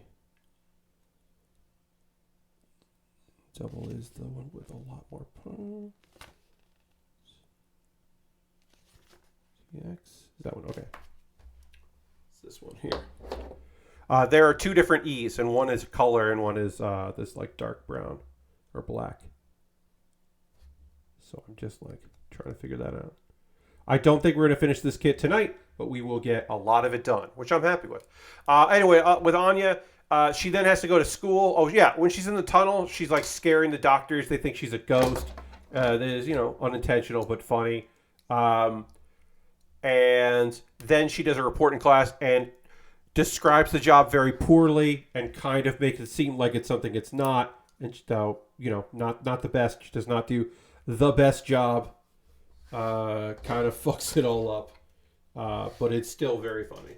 And then in the part 2, which is a shorter little chapters here, in part 2, she creates her own secret code based on an episode of Spy Wars, which is the cartoon, the cartoon that she watches. The reason why she wanted to go with Lloyd when she figured out he was a spy was because she likes the spy show. She likes that particular cartoon, Spy Wars. And so she creates a secret code and tells whoever decodes it to meet her at a bridge at 8 a.m. on Saturday. And then she hands out the code to her friends because she's like, who will solve this code and who really likes me? This is a fun game. And then somehow Frankie, who is the handler and friend of Lloyd, and I don't think is a good dude. We had a whole like chapter of the manga and like a whole story in the anime about him like prepping for a date with this girl, but he never actually asked her out. And she was weirded out by the fact that he was flirting with her because she was at work and he, like, you know, pursued her while she was working. He was like, she was like, no, what? No. But we're supposed to have sympathy for him. But I'm like, I don't know about that. Anyway, he finds the note and he imagines that it's from a secret admirer. Because why wouldn't it be? He's like, oh, this must be a love letter. So he cracks the code, and then he obviously figures out the code out because he's an adult. He goes to the bridge. Anya slept through her alarm, so Anya was not there. So our boy, who has already been a sad sack of his own accord, thinks he was stood up.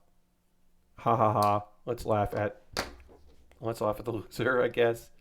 But I don't feel a lot of sympathy for him because he did have a whole incident where he should have just not asked out a girl that he likes while, he's a customer and she is an employee. Because that shit's gross. Power dynamics are all off there. All right, let's get this. We did one of these legs. We got one leg done. Just about. We just need to erase this, or dry erase. No, not dry erase. Polymer erase this. And that is the end of me talking about anime. We have concluded our anime portion. Those are the shows I'm watching. Again, Bocchi the Rock, I have caught up on, but I'm not going to give a recap of those episodes. I am still going to be watching that, but I won't be watching it weekly because I like the watch a couple episodes at once method with that show because it is still, despite being lovely, it is anxiety-inducing. That show does give me anxiety because of just feeling Bocchi. Lord Crashman wants me to hit the dance button. I will hit the dance button. Here we go. I'm dancing.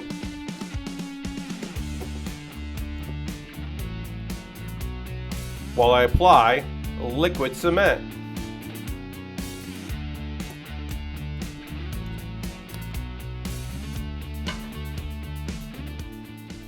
Thank you for using your channel points on something silly like me pressing a dance button and dancing a little bit. It's no dance party, but it's something. All right, I'm going to apply pressure on here. We did finish one of these legs, and then this, I believe, is a front leg. 99% sure this is a front leg. No, this is the back leg, because it got more, it's not straight up and down. It's got more movement to it, so this is the back leg. Okay. So you can do yeah. All right, that makes sense. We'll, yeah, 99% sure this is the... Oh, no. Oh, when I put it straight like that, maybe it's the front leg. It's very fun because they don't put the numbers on there. So I don't actually know. But I believe this is the front leg. I'm pretty sure. So we'll just put that on here. Yes, because I'm looking at this. The other one's slightly different design on there. Big, bulky horse. One leg done, our big, bulky horse. Let's finish the other parts of this big, bulky horse. Gotta do this. We need A6. Now is the part of the stream where I want to hear from you, friends.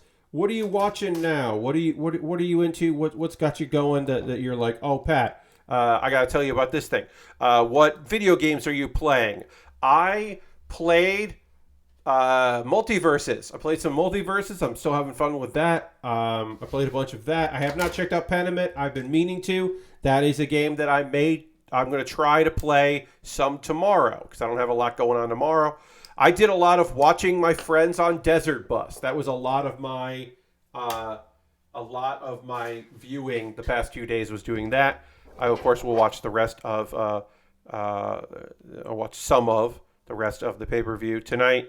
But yeah, Pentiment is on my list of things that I would like to play but have not played. It's like the top of my list, basically, of that. There is more that I would like to do games-wise that I just haven't. I have friends who are my multiplayer crew, some of whom play multiverses. We have talked about getting back into Halo. There is discussion among my friend group that perhaps we will become Halos again. We're gonna finish the fight here in the old Halo machine. There has been discussion of that. We have not pulled the trigger on playing Halo again, but we are discussing it, and that's good because I like it. Lord Crashton says, I'm still working my way through Water 7 arc of One Piece. Yeah, it's a pretty long arc. Not the longest arc by any stretch, but pretty long arc. I love Ubisoft's new Sniper King person. Yes, the king of the snipers from Sniper Island, Sniper King, is pretty great. Complete with the theme and intro. Yes, it's very good. Yes, persona. That's what you meant, not person. Aristophan says, this afternoon I watched the high school production of The Music Man. My youngest was in the run crew for the show. They've been having fun, and we enjoyed the show. Hell yeah. I started in run crew doing tech on Tech Crew. That is where I began my career because I liked acting, but you can't really do that. You can't just unless you're incredibly talented from the get-go, you just can't get parts when you're starting out. So you do crew. You learn all that stuff. You learn lights and sound. I learned how to hang lights. I learned how to run a spotlight. I learned how to help set and build props and do all that. And then I was in the Music Man. I was salesman number 1 and townsperson number 2. I said in the opening song, you can talk, you can bigger, you can talk, bigger, you can talk all you want, but it's different than it was. That's my big line. From Music Man as salesman number 1. No, it ain't, but you gotta know the territory. That was my big claim to fame in the Music Man. And then I was town person number 2, and I can't remember what town person number 2 said. I also danced in Shapoopy in that song, and then, usual, town things. No, it ain't, but you gotta know the territory. So, yeah, that was my big thing. But mostly for Music Man, I just did helping with not much set stuff, mostly set design because I was in the show. But I did a lot of the lead up of helping build things and learning how lights work and all that. I didn't do a lot of the music cue stuff because we didn't have a lot of sound effects. We mostly just had an orchestra do some stuff. So I, and by orchestra I mean 6 people at most. But I did learn lighting cues and all that, which was very beneficial to my life. I was in the Barbershop Quartet on a music video production in high school. Hell yeah. Yeah, I mean, I liked it. I didn't, I loved doing theater stuff. I liked being with my friends and all that. It was very fun. I had a lot of enjoyment out of doing all that. A lot of my friends came out of the drama club. So I'm glad your youngest is doing some theater stuff, doing some tech. That's fun. Because we did not have at the time that I was at that high school an auditorium, we had to do everything from scratch and keep stuff in storage and all that. I learned a lot about that, which really helped me working in a black box theater with no money, just fake it till you make it work, figure out the best way you can do it. You don't have all this, hey, you don't have a lot of equipment? Fine. Build all your sound cues in PowerPoint because you need videos and you need photos and you need sound cues. Put it all in a PowerPoint because you don't have switchers yet, and you don't have lots of good preview sources because you don't have the budget for it, and so you're just gonna build it fucking all in there and get a splitter, for your.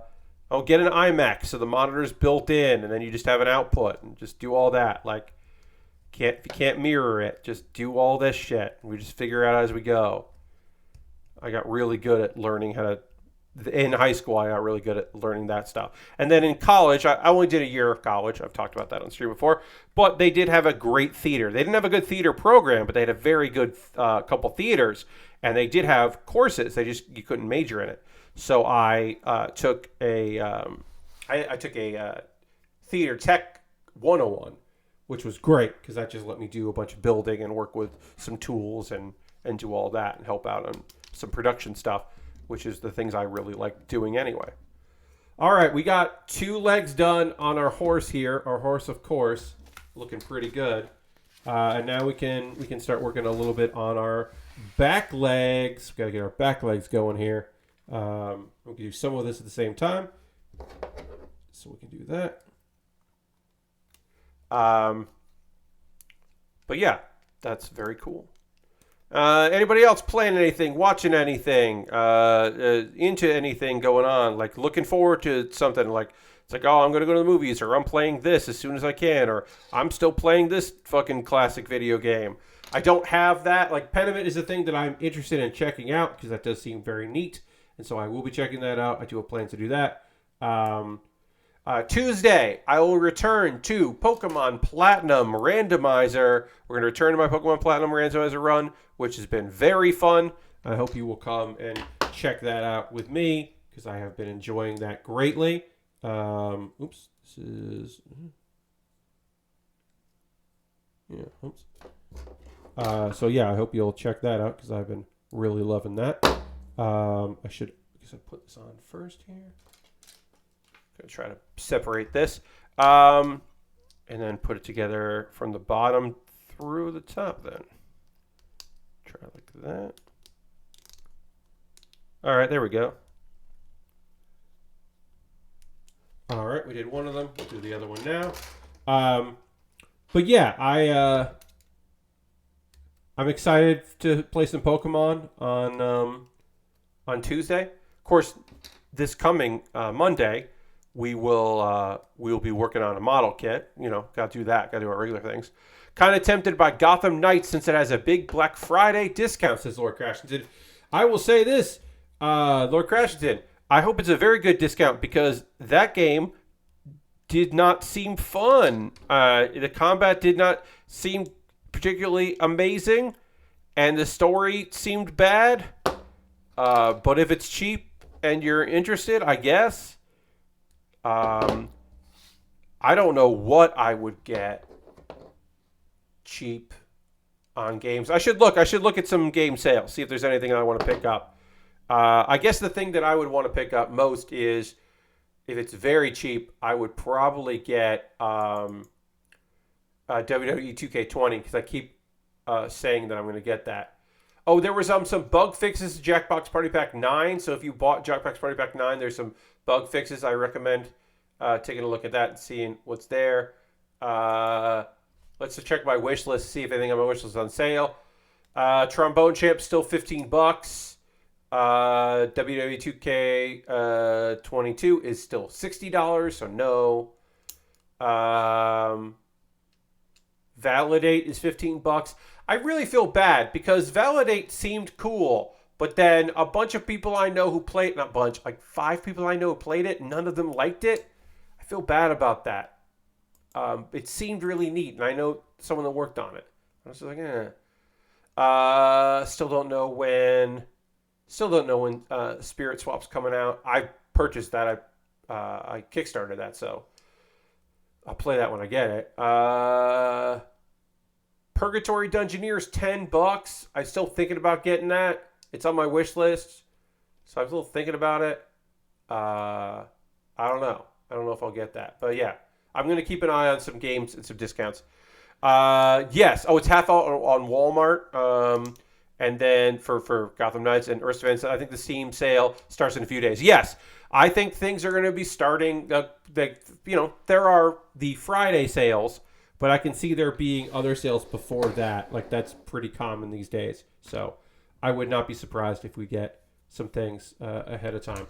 We are so close to being done here that we are going to power through because there'd be so little to do after this that I just want to get to it. So we're gonna press on here.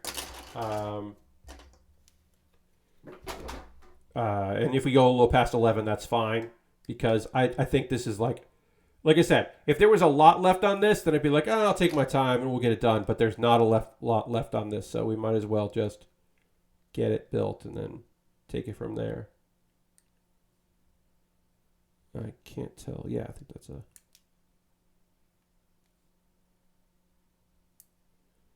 All right, we're just getting all these.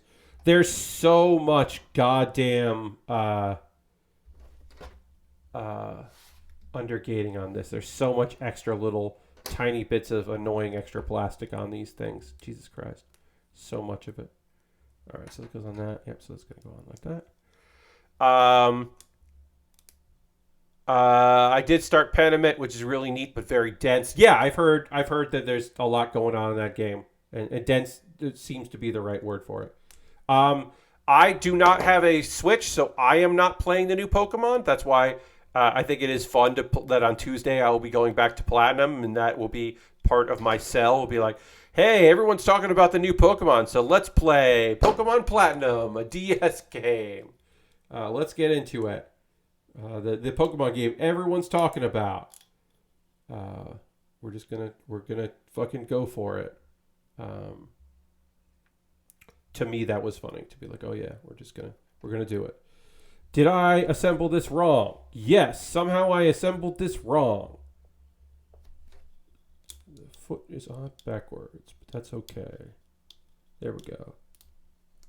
Yeah, this is a back foot, so I just did it wrong, but it's easily fixed. Hooray! Then we can do the other one here. Harold says, haven't started Violet yet. First thing on my Extra Life stream tomorrow. Hell yeah, that's right. Harold is doing an Extra Life stream, so please tune in. If you don't have the money, you can tell friends about it. You can hang out and at least be active in chat for Harold. Be very kind of you. And then also Harold just installed a bunch of custom tracks for Trombone Champ. Yes. Trombone Champ does have a modding community on Discord that are doing some wild and weird shit that is very fun. And Harold got some custom songs to do in there, which is very fun. That sounds cool. Mjohn is 20 hours into Scarlet, and it's a blast. Nice. That's awesome. Yeah, I'm bummed that I have not played modern Pokemon games because I don't have a Switch. Like, that's a bummer. I love Pokemon games. Sun and Moon... and I played Sun and Moon, and then I also played Sun and Moon Ultra, and I got every Pokemon in that. I even traded for all the Pokemon that I didn't have yet. I got every goddamn Pokemon in that game. It's so much fun, and I am bummed that I don't have the ability to play the new one, but the money that I would spend on a Switch, I have to spend in other ways. That's just the reality of it. Like, that's just where we're at. Is I've got to spend money on other things, or honestly, not spend money. I've got to do that. All right, so let's get these hind legs on here. We need B7 and B8, which is this one here. It's 8. 8 goes on this side. Reminder myself that there are undergating on here, so I got to trim that off, which I will. Just a moment. Ava on Trombone Champ is a lot of fun. Did they introduce the random trade in Pokemon Sun or earlier? I can't remember if they... I think the random was before Sun and Moon. I want to say that it was like the remix of Black and White. They ended the random trade, but don't quote me on that. But yes, there was the random trade, which was fun. And then you just you know, you can just put up offers, which I liked because I was trying to fill out my decks, my Pokedex. So it was like, well, I need one of these Pokemon. So let's see if anyone is trading for this. And, ooh, they want this. And I can definitely get another one of those. So I'll just do that. And, oh, boy, this was definitely a cloned Pokemon that they just sent me because it's got the Poke disease. And, oh, geez. Oh, it's a level 100 starter Pokemon. I wonder how that happens. But whatever. It's not, you know, I got traded, but I'm not. I didn't do it. I'm just benefiting from it. Oops. You never played Black 2, White 2. Yeah, I believe that's where it was. Don't quote me on that because I don't have a vivid memory of that particular remake, but I'm pretty sure that's where it came in. All right, so that was that, and then it goes. This basically exhaust vent goes in the back of it. I'm going to build both of these. We're going to panel line them, and then we are done. And then we got to figure out how this whole thing works. Oh, we got to put the back plate parts on here that don't really, on the other side, didn't want to stay on. So we probably have to liquid cement these because it did not want to stay on the front legs. It might be better on the back legs. These might actually fit in better here. I won't know until we do it. Let's see. Does this fit in better? No, does not. This does not fit on better. This fits on basically about the same as the last one. So we're going to liquid cement this on. We're going to get our liquid cement here, brush this on. Just put a little bit on the back there, and then clip this down here. But yeah, I do know the kit that I will be building on Monday. I can tell you, so that you can get fucking hyped about it. The kit that we'll be working on Monday is the Heavy Arms Custom. That is it is a 2021 kit. The Heavy Arms, which we built in 2021 here on stream, and I had a really good time working on that kit. This is the follow up to that. The mid-season of the anime where it was like rebuilt and upgraded, and it wasn't worth putting out a whole other kit because it's just an extra gun. So it is just the 2021 kit and then one page of new information, which I find very funny. So it's just like, yeah, you know what you're doing with this. Just do more of it. So we will be building that.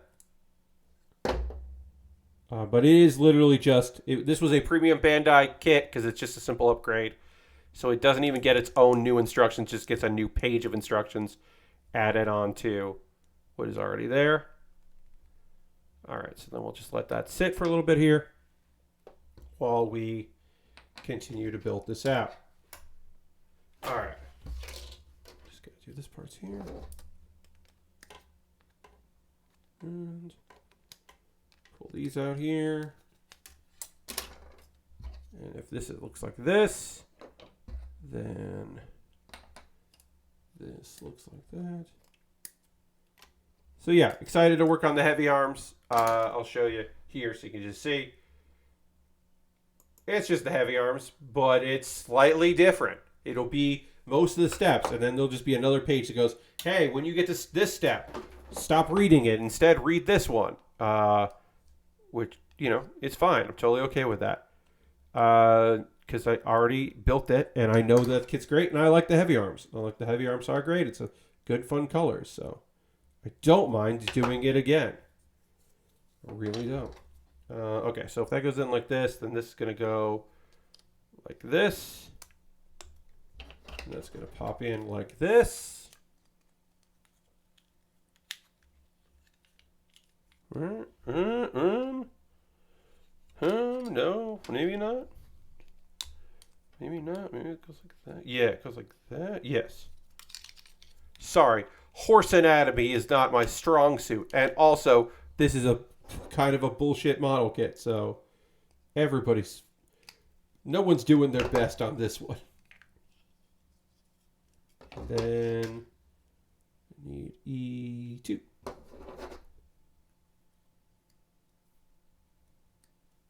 All right. And then that goes here on there.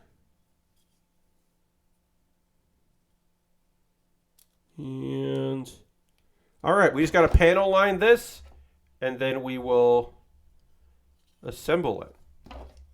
Yeah. This is a panel line these last legs, and then we'll get a photo of that, and then we'll get a photo of it all together, and that will be our kit. Pretty neat. Looking pretty good. All right. There. Screw this up here. Like I said, we're going a little past 11 here, probably. Just because, like, I didn't want to do all but, like, oh, we didn't paint, we didn't, like, finish the back legs properly. We'll start with with this horse on Monday. And so we start new. We'll start a new kit. It'll be cool. Oh, we'll go back to this just for now. Look at our horse here. Again, this is going to be, unless this like completely fails and I can't have anything stand up on it, this is going to be living on the back behind me, next to the lovely Heavy Arms Endless Waltz, the big Heavy Arms that's back there. This will be next to it, and hopefully it'll look good, and it will fit on the box that it stands on. So this coming week, I should say this. I've mentioned it. I want to be very clear about it. I am streaming on Thanksgiving. We will have company over, but they will be long gone by the time it arrives to stream. I want to be available for people. If you are not around because you are going to be with family or traveling, or it's just a normal Thursday, and you got work, and it's not a big deal. If you can't be here, I totally understand. I hope you have a great Thursday. But if you are around, I hope you and can be here. I hope to hang out, and we can talk about what we're thankful for and what we had for Thanksgiving and all that stuff.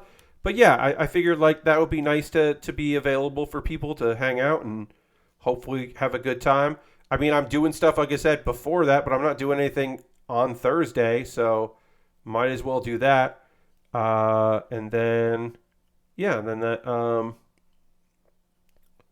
figured that would be nice. And then, we'll split everything by year as it goes. Prepping for my trip to good old Philadelphia. So that should be good. Got to get stuff ready for my panel.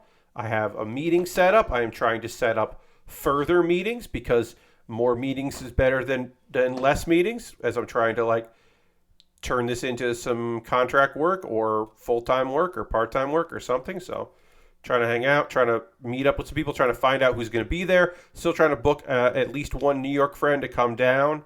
And that, if they're coming down for just that Friday, they got to decide soon. I got to get that going because I also have to make sure they get a badge. It's not hard for me to get them a badge because I have good contacts within PAX Unplugged, but still, got to do that work. Harold says, any thoughts on East? I think I'm going. It falls during my spring break. I am more inclined to go to PAX East, but I will need a help doing it, and that will cost money. So part of my PAX Unplugged is trying to get the ear of some friends to then say, hey, can you help me out to make sure I can go to this? What would you need me to do to make that worth it? Blah, blah, blah. So I am open to the idea. I'm not confirming that I'm going. I also think some friends didn't go to PAX East last year, but there were a few people I know who went to PAX West last year who may be inclined to go to PAX East this coming year, which would be great. But I have to have a conversations with some people and figure that out. So I will say this. I am open to going. I do not plan to spend my own money to get there. And I think that's kind of where I'm at. Harold, I would love to see you in Boston. I love that that's during your spring break, so you don't even have to really worry about it. You can kind of plan ahead of time for that. That's very nice. That's cool. But yeah, at this point, I'm interested, but I can't commit to it. But, you know, they seem to be doing the right stuff as far as social distancing things as best they can, and people wearing masks and being vaccinated and all that, and that's all you can really hope for these days. And anyone that's just like, nah, I'm not doing conventions, I totally understand. Respect it. Understand what you're going, where you're coming from. But yeah, I went to Unplugged last year, had a good time doing it. Going this year, should also have a good time. Again, my panel will not be live, but I will record it and I will upload it to YouTube. And it'll be available that next week. All right. We've got this done. Our horse has been completed. We will take a photo of the horse as is, and then we will try to get this real grade on this horse. So let's try out this. Let's try out this stand and see how that works. That's probably the better stand of the two. So we want it to be like that. Yeah. Kind of just like that. Oops. Yeah. Let the mounting begin. Indeed, Aristophan. Okay, so we got... Well, I guess we'll... This doesn't work, but like that kind of does. You want to have a bit of a bit. You want to have it on the base here. I mean, technically, we want it forward because there's only going to be so much room there. So it would kind of be like this. Yeah, it would kind of be like this more than anything. Yeah, I think this is actually how I want it, and then like that. Yeah, that's kind of interesting. That's kind of where I want it. We'll try this. I don't even know if that's going to work. That's one way to go, is to go this way. The other way is just use the stand, the other stand I have here, which is not the traditional stand for it, but neither is really a traditional stand for it. We're going to try this here. So let me take a photo of this kit on this stand. We'll get one photo in, and then I will try to pose it with the God Gundam, because that's the whole point, is to have the God Gundam there. So we'll just kind of do an action pose here, kind of raise the legs up. Whoops. Kind of raise them up like that. Put this like this. The stand is not great, but it is a stand.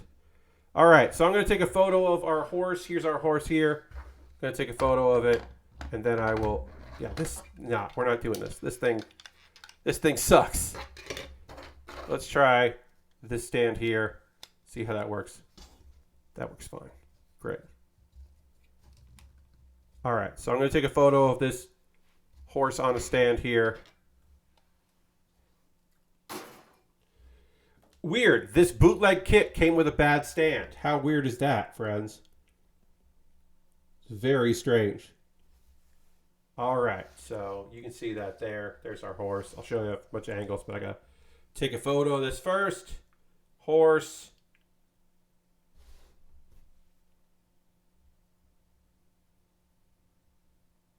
Horse. And then, all right, so let's figure this out. Take this off here. Again, we went a little over, but that's because I want to get this done. All right, so now it doesn't want to pop up. This thing popped up pretty... Oh, there we go. Okay, so we got that off. And then we need this up. Let's see if I can pry this up here. There, there we go. Okay, so the real grade says... Real grade, you pop that up. Turn this up 9 degrees. Real grade says you don't use this thing because it's not going to fit on it, so we'll see.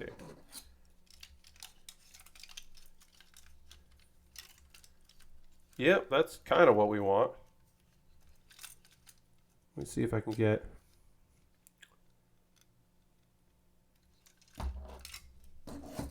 Pop this up here. And this thing likes to fall out, which is fun. We love that around here. Okay, so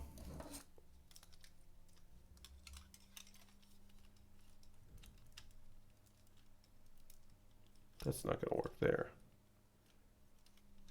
The real grade, the hole for the real grade for it on a stand is not right for this. So that does not stay. Should live like here, but it doesn't want to. So we do that. Good night. Oh, wow. Yeah, your stream starts at 7 a.m. Harold, have a great stream. I'll hopefully be able to pop in for a little bit tomorrow. Thanks for spending some time with me. Good luck to you. Yeah, so this does not want to sit at all on here. At all. So let's put this part back on and see if maybe that will help.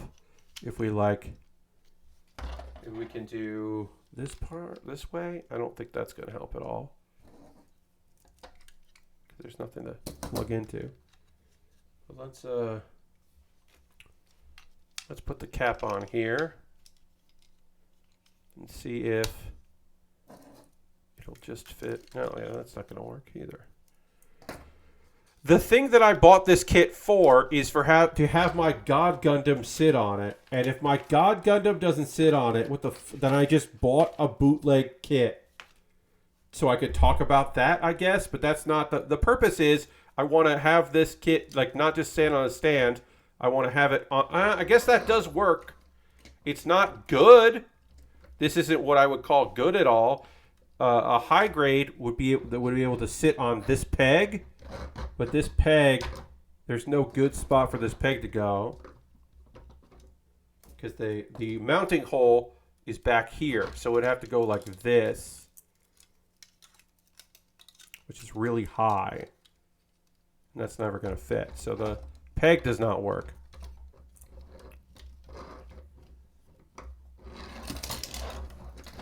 But this is like where it should sit, is like right here. And now parts of the kit are coming off. That's unrelated. So it should sit like right like here. But it does not stay up well. A high grade, it'll probably do way better. All right, let me get the side parts on this back on. AKA the failure parts of this kit are these here, which is bad. So yeah, I would say if you have the God Gundam, don't get this because it doesn't look great. I don't think it's a good choice. I'm actually not even going to use this because this thing just pops off.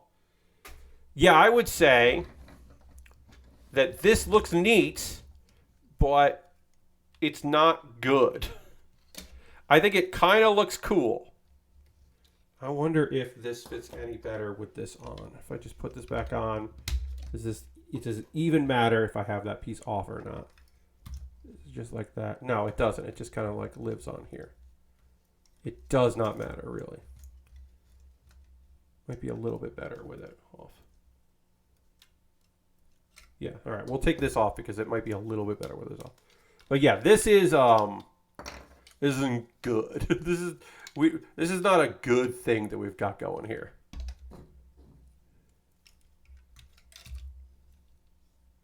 So that's the end of it. That's our big reveal, is that this does not work well.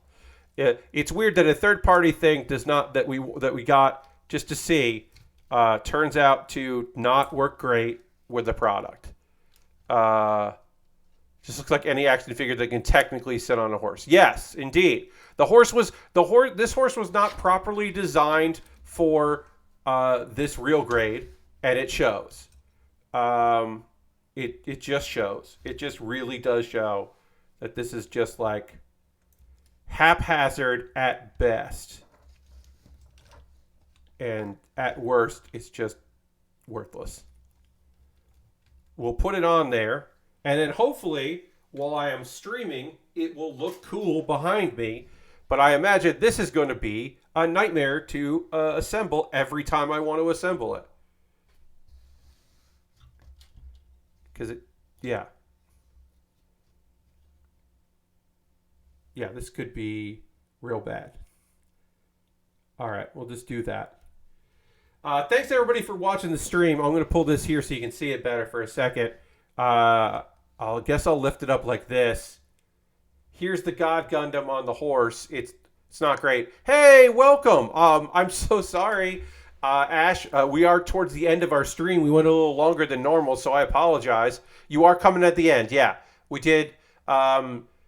You might be a little screwed up because of our United States daylight savings and all that, but this is now a little extra time for my normal stream, which would have ended like 10 minutes ago. But I stayed a little longer working on this because I wanted to finish it. Yes, this is the end of a horse. This is Fuunsaiki from G Gundam, this is a third-party kit that I do not recommend because this is a fine-looking horse, but it doesn't do the thing I needed to do, which would be to have the God Gundam ride on it and have that look look good, and it does not look good. It is bad news, and I am displeased with it. But I did finish it, and it's my first third-party kit that I built on stream, so that's a positive. Anyway, that's gonna do it for tonight's stream. We are gonna raid. That is how we end every stream around here, is with a good old raid. So we're gonna go find somebody who's doing cool shit out there on the internet and go hang out with them. Yeah, I mean, it's a good horse. It's just not a good model kit, and that happens. Sometimes you don't get a good model kit. We always end with a raid, indeed. I don't know who we're going to raid tonight because I don't know who's raiding. On Saturdays, we often raid Matt Wiggins, but I hope Matt's not raiding or streaming tonight because he was part of Desert Bus. So I hope he is taking a personal time to not stream, although some people just still roll right into it. I know Kathleen's doing a stream tomorrow night. She's not streaming tonight, but she's still going to stream this week. Let's see who's doing some stuff. Hey, well, do we want to raid that? I don't know. I've not heard much good about Somerville, so let's go raid Arthur Geese, who is playing Somerville, because I want to know what's going on there. Because I think Arthur is great, and I am interested in maybe he likes Somerville, where I've heard not such good things about it from other people. So let's go check in with him. But also, at the very least, Arthur is good, folks. So we'll go hang out there. Thanks, everybody, for joining me on the stream. I hope you come along on this raid. I hope that in the future you come back on Monday. I will start a brand new kit. We're working on the Heavy Arms Custom from Gundam Wing. It's not the Endless Waltz version. It's another version. That'll be fun. Thanks, everybody, for being here. I hope you have a great rest of your night. I will see you in the next stream. Goodbye, everybody. Goodbye, goodbye, goodbye, goodbye, goodbye, goodbye, goodbye, goodbye.